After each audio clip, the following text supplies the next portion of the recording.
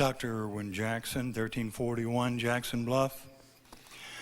The First Amendment to the United States Constitution states that Congress shall make no law abridging the freedom of speech.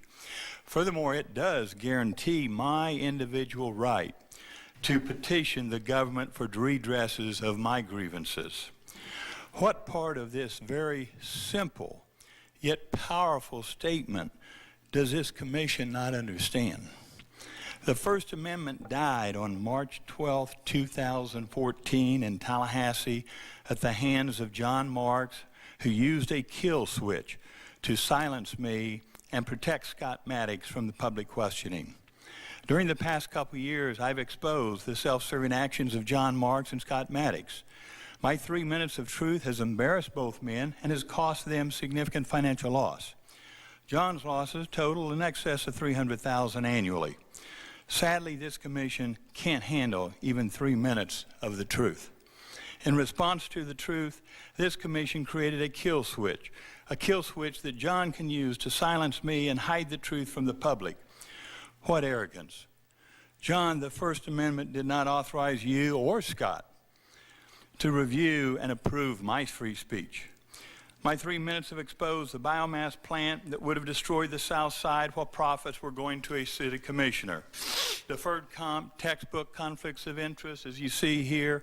Money John took from AD&E, AT&T, city contractors, and Scott's land deals, money from Allied Veterans, Red Flex, and the McKibben Hotel Group. These will all be classified now as personal attacks. If a citizen speaks out on these topics, their mic will be killed. John will only protect our constitutional rights if he first approves the content.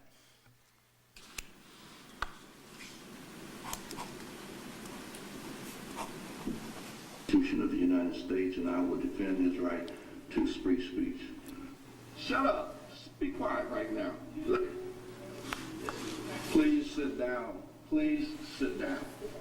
Please sit down before we have you escorted to sit down, sir. Please sit down. Please sit. Will you please escort the gentleman to a seat? Let us.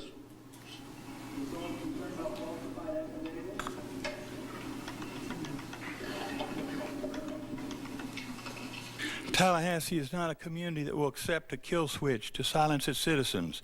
It must go, and those commissioners supporting it must be removed from public office. Thank you very much.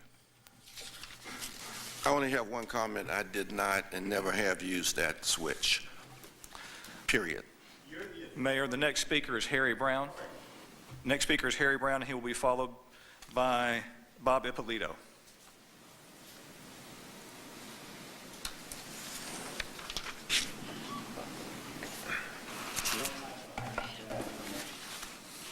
Hello. My name is Harry Brown. I reside at 5431 Crump Road, Tallahassee, Florida. I come before you again to share with you some of the troubles I experienced at City Hall. I have been attacked many times saying I am lying.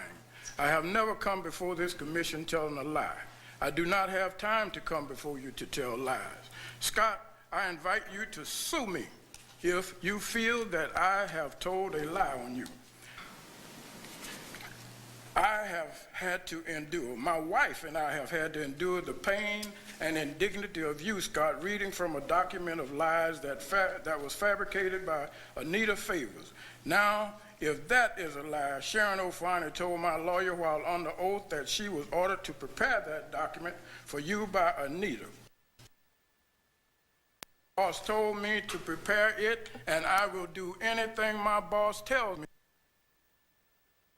My attorney's reply was, Ms. O'Fonnell, you tried to make Mr. Brown look like a sexual predator, quote unquote. One of the female custodians who has been caught up in the City Hall scandal came to me crying on Sunday morning, July 30, 2002, at church with tears running down her bosom, stating, Harry, the city manager's office called me in from my vacation day to have me recant statements made in a previous affidavit to sign a new false affidavit for which I feel repentive, quote unquote. This is criminal and reprehensible. Remember, Scott, after the scandal, you approached me to have locks changed, saying, Harry, I want you to have the locks changed to my office doors, and I don't want Lily to have a key. The only people I want to have keys to my office are you and the night shift supervisor. I remember a variety of other shenanigans at City Hall. As the building superintendent, I saw you and your aide make egregious violation of parking underneath City Hall. You had 3 vehicles parked, while at the same time your aide parked illegally, making my job formidable. I and other employees observed you drive your untagged vehicle on the streets of Tallahassee. That means the law meant nothing to you. Marlon Brown, my supervisor, took the parking responsibility from me after I warned him and his wife of his wife's parking violation, only to have him discipline me for not reporting other parking violations after relieving me of the parking responsibility. I was damned if I do and damned if I don't. Marlon later called me into his office and maliciously and viciously bullied and verbally abused me while Chief McNeil sat on guard outside Marlon's office in his civvies. I wondered how a man of his status would be relegated to such position. This is because Tom Coe. Excuse me, your time has expired. I do believe if we keep Tom Coe Your out time of has police expired, business, sir. we'd have a better city police department. Thank you. Good. I'm Ken Weaver. I live at Carroll Place. I've been listening to all of you for a while now, and I want you to listen to me for less than 3 minutes. I have the right to speak. We live in a democracy, and we all have the right to criticize our elected officials. Mr. Cook, Mr. Mayor, Marks, if either one of you hits that kill switch, I'll finish by yelling what I have to say. If you direct a cop to escort me to my seat, I will not sit down. If your cop puts me in jail, there will be repercussions when I get out of jail. Are y'all kidding me? Y'all ran elections, man. Some of you, some dirtier than others. You obviously all have thick skins. You can't sit there patiently and listen to someone's comments for 3 minutes. Are you so afraid of being criticized you have to gag someone?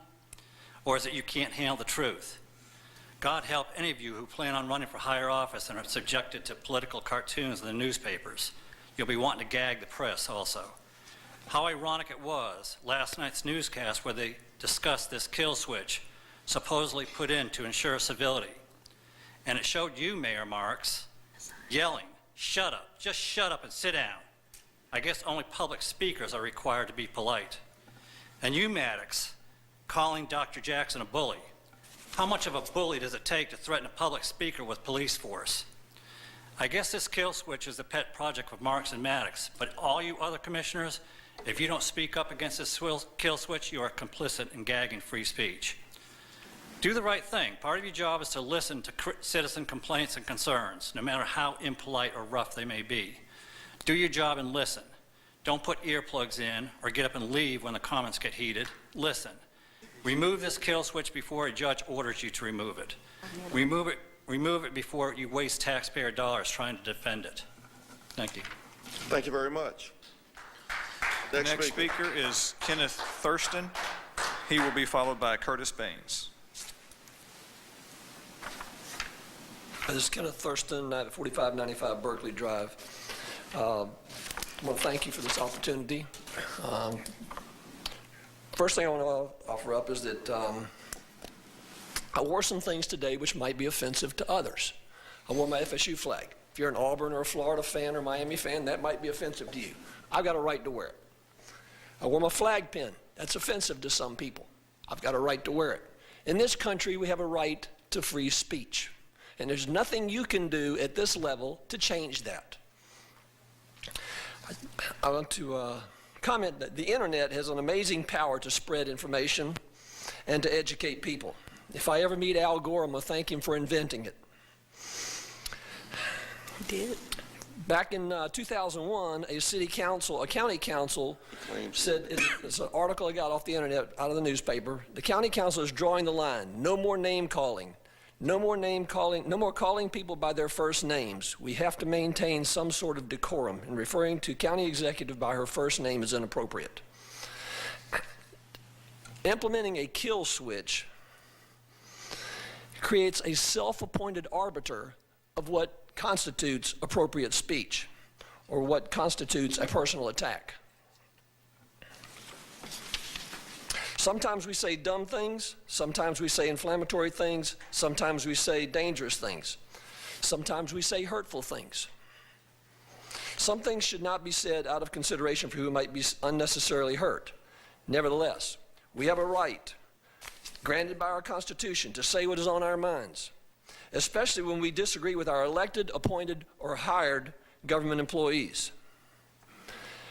As we read earlier, Congress shall make no law respecting the establishment of 5 specific freedoms: religion, free speech, the press, the right to assemble, and the right to petition the government. Lastly, elected officials who make arbitrary rules to fit their personal needs is frightening. What frightens me most is elected or appointed officials who try to control my criticism of their behavior or actions. This is a slippery slope that you want to view the citizens as troublesome. Thank you. Thank you very much.